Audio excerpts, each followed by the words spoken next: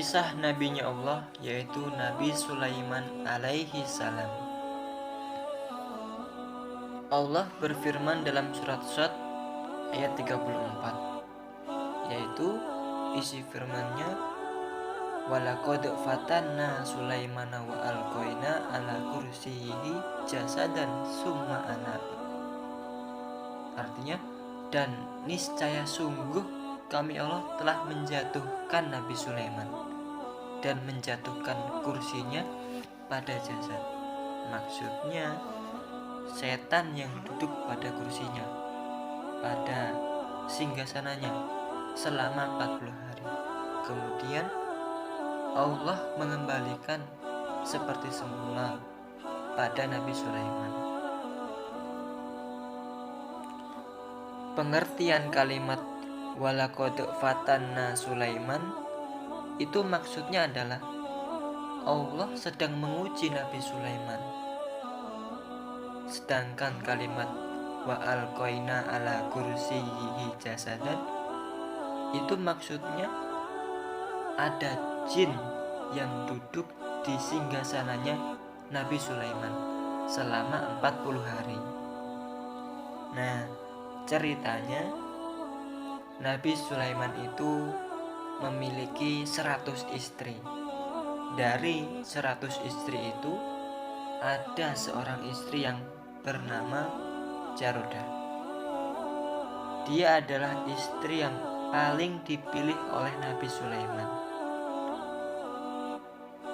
Ketika Nabi Sulaiman sedang menanggung junub atau hendak mendatangi hajatnya, maka beliau pun melepaskan cincinnya, dan tidak ada seorang pun yang dipercaya membawa cincinnya kecuali Jarodah, yaitu sang istri yang dipilih. Suatu hari Nabi Sulaiman masuk ke WC. Lalu Nabi Sulaiman menitipkan cincinnya kepada Jarodah. Kemudian tiba-tiba keluarlah jin yang menyerupai Nabi Sulaiman dan berkata kepada Jarodah, berikanlah cincin itu. Lalu Jarodah pun memberikan cincinnya kepada jin atau kepada Nabi Sulaiman palsu. Lalu jin itu duduk di singgasananya Nabi Sulaiman dan mengatur, berkuasa di kerajaan sebagaimana Nabi Sulaiman. Semua orang percaya karena dikira Nabi Sulaiman. Lalu keluarlah Nabi Sulaiman dan meminta cincinnya kepada Jarodah. Jarodah berkata, bukankah cincin itu telah engkau ambil? Nabi Sulaiman menjawab, belum. Lalu keluarlah Nabi Sulaiman meninggalkan kerajaan seperti orang yang sedang kebingungan. Sedangkan jin duduk di singgasananya Nabi Sulaiman serta menghukumi perkara-perkaranya manusia hingga selama 40 hari. Lalu orang-orang sama mengingkari hukumnya Nabi Sulaiman palsu karena tidak adil dan penuh penyimpangan. Maka para ahli membaca kitab Taurat dan para ulama mereka sama berkumpul, kemudian mendatangi istri-istri Nabi Sulaiman dan berkata, saya mengingkari pada hukum-hukumnya Nabi Sulaiman. Jika dia itu betul-betul Sulaiman, maka akalnya telah hilang dan kami betul-betul mengingkari hukumnya. Kemudian istri-istri Nabi Sulaiman pun sama menangis. Lalu mereka para ulama dan para ahli membaca kitab Taurat berjalan mendatangi jin yang menyerupai Nabi Sulaiman, lalu mengelilinginya dan membacakannya kitab Taurat. Kemudian jin itu terbang di hadapan mereka, kemudian terbang ke bukit, sedangkan jin masih bersama jin itu. Lalu jin itu terbang lagi, terbang ke laut. Lalu jatuhlah cincin di laut. Kemudian cincin itu dimakan oleh ikan. Dan Nabi Sulaiman pun berada di dalam keadaannya. Maksudnya terus berjalan meninggalkan kerajaan, hingga sampailah Nabi Sulaiman di tepi laut dan bertemu dengan para nelayan. Dia keadaan sangat lapar, lalu meminta pada para nelayan dari hasil tangkapan mereka. Kemudian Nabi Sulaiman berkata, "Aku adalah Nabi Sulaiman."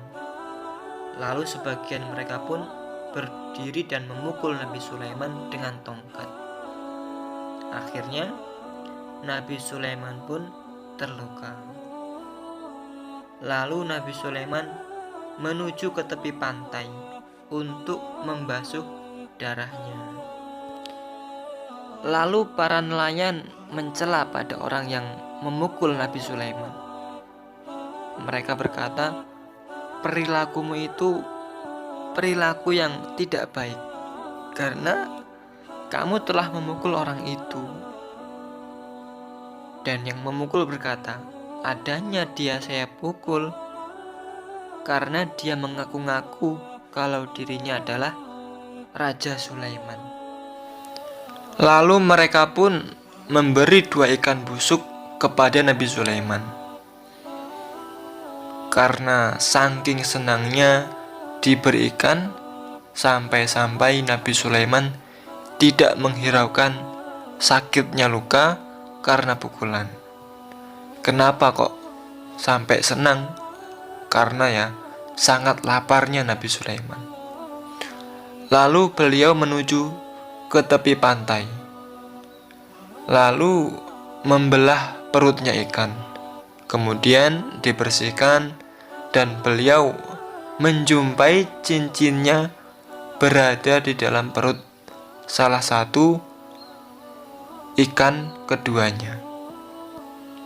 Lalu beliau mengambil dan memakainya.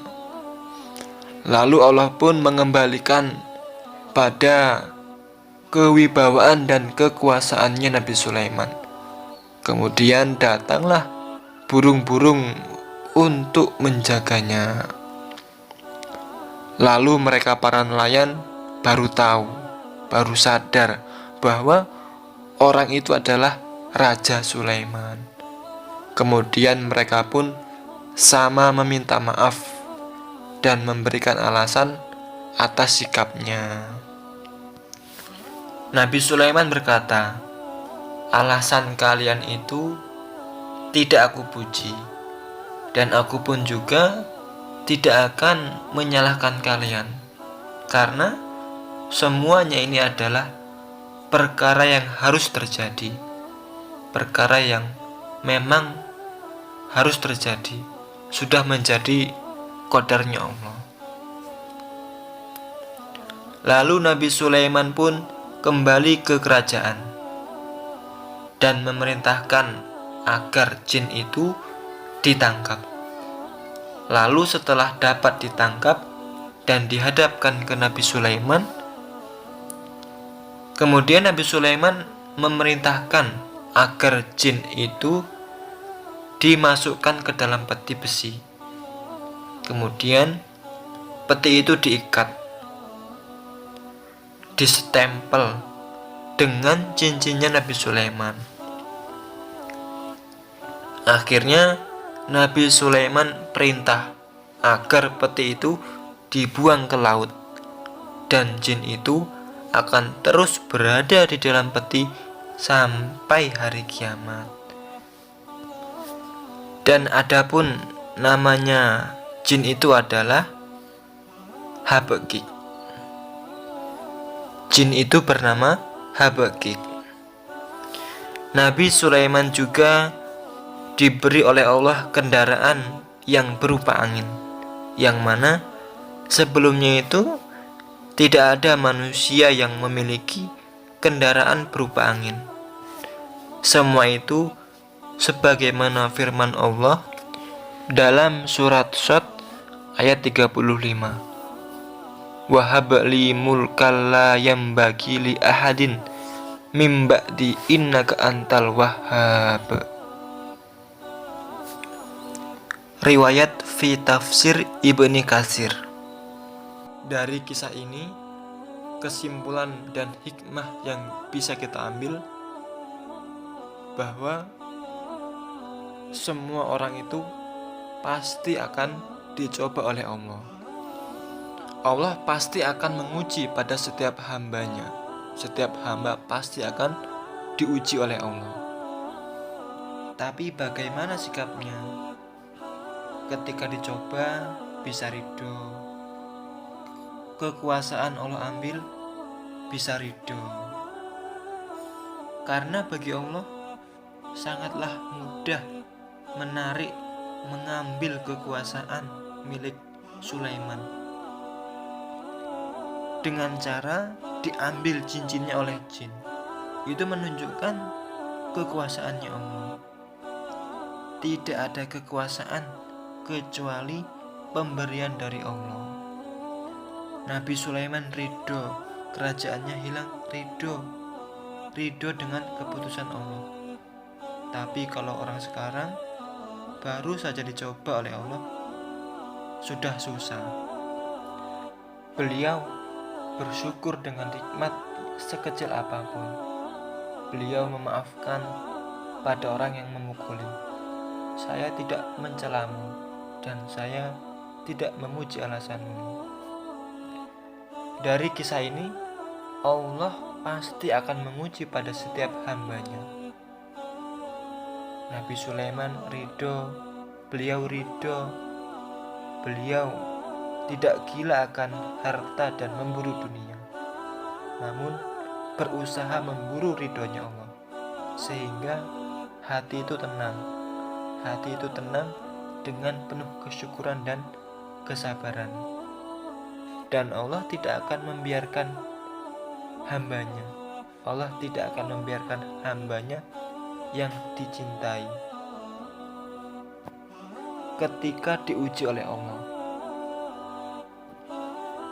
Dan Allah lihat sampai sejauh mana kesabarannya. Kalau bisa sabar, maka Allah pasti akan menolongnya. Maka Allah menolong di luar prediksi manusia.